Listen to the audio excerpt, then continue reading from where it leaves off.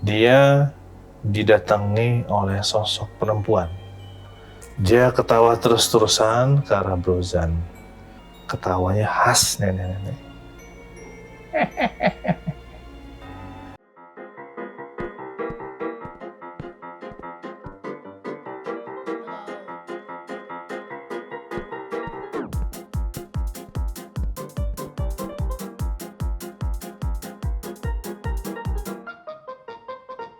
Assalamualaikum warahmatullahi wabarakatuh. Selamat malam semuanya sahabat Kang Jeffman dimanapun kalian berada.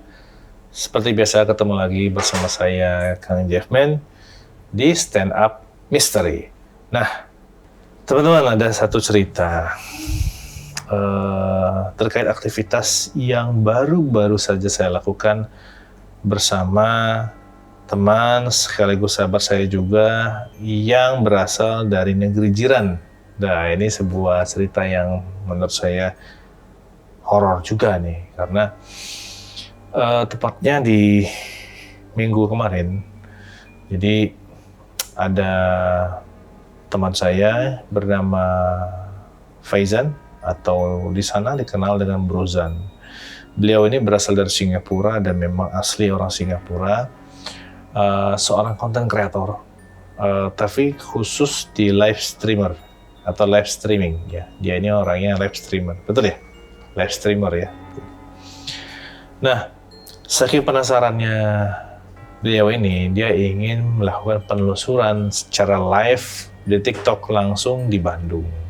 Dan kebetulan katanya di Bandung ini tempatnya itu penuh cerita mistis.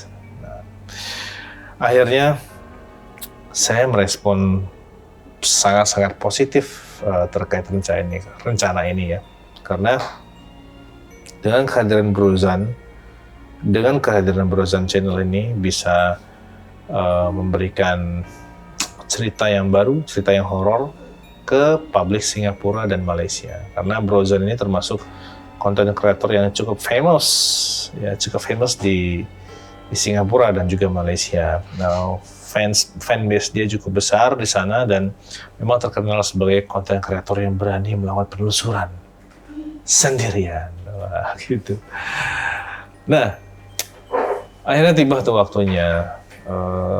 H-2 lah sebelum beliau sampai ke Bandung, saya kumpulin tuh ada beberapa tim content creator juga di Bandung.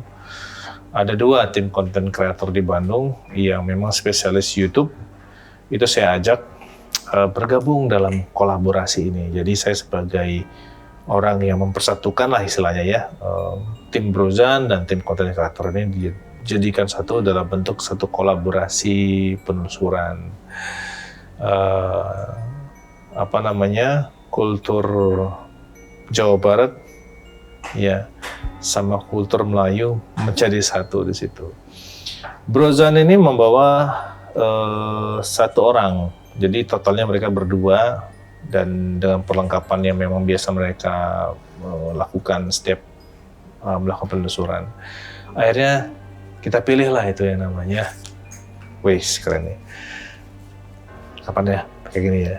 Akhirnya dipilih juga tuh tempat yang menjadi tempat horor bagi mereka untuk penelusuran. Salah satu pabrik tua terbengkalai juga yang ada di kota Bandung. Dan pada saat survei, bener dong, ketika masuk, suara-suara sayup-sayup itu langsung memberikan seperti menyambut kedatangan dari Brozan, karena Brozan ini juga memiliki sense yang cukup sensitif, kepekaan yang cukup di atas rata-rata juga, jadi dia tahu cara berkomunikasi dengan baik. Akhirnya malam pun tiba ketika kita waktu penelusuran, setelah dipersiapkan semua, sampailah kita di area gudang itu. Nah, pas di area gudang, kita membiarkan atau memberikan waktu untuk Brozan dan tim ini untuk mencari lokasi penelusuran sesuai apa yang diinginkan. Akhirnya dipilihlah satu tempat yang memang jarang orang ke sana. Nah, dia datang ke situ. Saya nggak ikut ya saat itu, saya nunggu di luar. Jadi biarin dia sendiri. Dan katanya ketika Brozan ini mencari tempat, dia didatangi oleh sosok perempuan tua dan bungkuk seperti itu ya, bungkuk banget.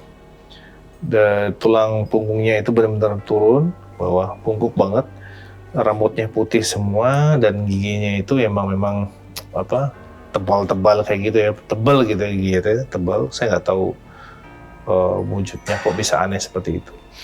Dan dia ketawa terus-terusan ke arah Brozan. Ketawanya khas nenek-nenek.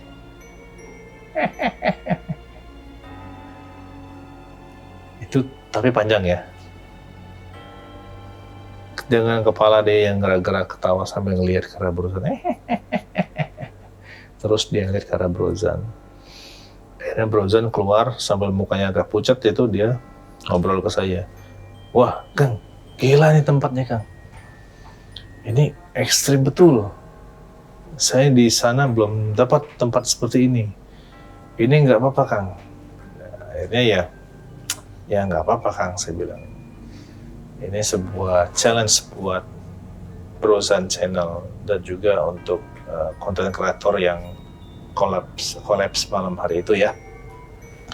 Akhirnya dilakukanlah penelusuran di sana dan saya ngelihat kemanapun Brozan jalan, di sebelah kanannya pasti ada wanita tua itu dan tetap suaranya keluar seperti orang yang ketawa, dan memang sepertinya ketawa.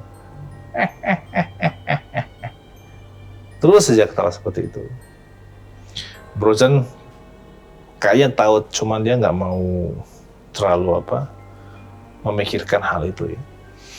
Nah, kita penelusuran terus di setiap tempat. Nenek-nenek itu seakan nempel di sebelah kanannya Brozan. Dan sampai akhirnya selesai penelusuran, kita pulang ke rumah masing-masing, Brozan ke penginapannya, dan besoknya ada satu aktivitas kita di sebuah kafe di daerah Bandung juga. Itu mengundang Brozan dan tim yang lainnya untuk melakukan sebuah kayak podcast live lah di sana. Podcast live. Nah, pada saat podcast live, Brozan itu dikasih challenge untuk memasukkan satu energi itu ke tubuh timnya. Timnya satu lagi itu ada yang namanya Mar. Akhirnya masuklah nenek-nenek itu. Nenek tua itu masuk ke Mar itu dengan ketawa yang nyaris sama.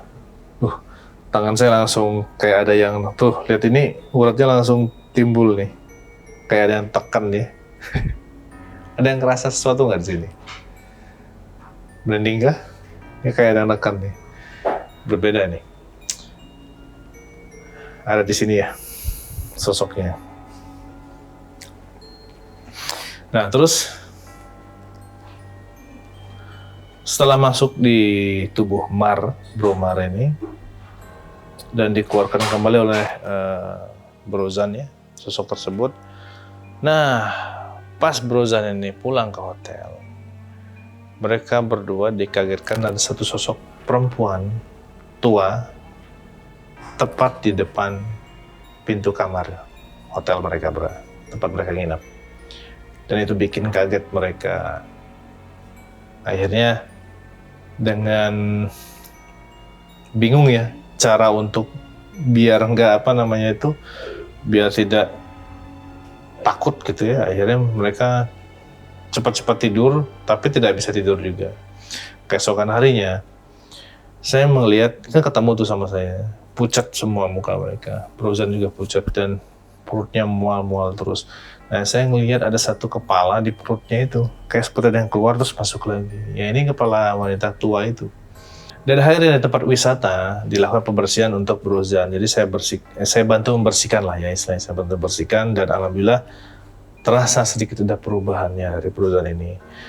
Cuman si nenek ini tetap tidak mau keluar atau pergi dari tubuhnya Brozan. Katanya niatnya ingin mengantarkan dia sampai di mana tempat si nenek itu tidak bisa ikut lagi. Kebayangkan kita diikuti sosok goib, ya, bukannya marah ke kita, tapi nganggap itu adalah cucunya. Brozan itu dianggap sebagai cucunya, tapi adanya sosok perempuan ini membuat tubuhnya Brozan jadi semakin tidak terkontrol dan dia muntah-muntah terus. Nah, setelah dia pulang sampai di Singapura, bahkan sampai perbatasan pas Indonesia mau ke Singapura, itu sembuh total. Nggak ada rasa mual, nggak ada apa segala macam, sembuh. Sembuh total sama sekali. Sampai tidak ada gangguan-gangguan sampai sekarang ini. Nah, hati-hati teman, hati-hati ya. Kalau misalnya kita berada di satu tempat yang memang terasa angker, segerakan proteksi diri kita lewat doa-doa yang memang dianjurkan. Yang paling enak itu baca 3 qul sama ayat kursi. Tiupkan ke telapak tangan terus usapkan seluruh tubuh. Ini untuk menetralisir sekaligus untuk sebagai proteksi diri agar tidak ada energi negatif yang masuk atau yang datang nempel ke kita seperti itu. Nah, apa yang terjadi di Brozan ini semoga teman-teman tidak mengalaminya, karena ini benar-benar seperti kayak batin tuh diganggu terus, kebayang terus sosok-sosoknya. Oke, itu cerita tentang pengalaman kemarin. Masih banyak lagi kok, jangan khawatir. Minggu depan kita akan bahas lagi mengenai pertanyaan-pertanyaan dari teman-teman semua yang sudah masuk ke Instagram saya. Saya Kang Jeven pamit, terima kasih sudah menyaksikan Stand Up History. Assalamualaikum warahmatullahi wabarakatuh.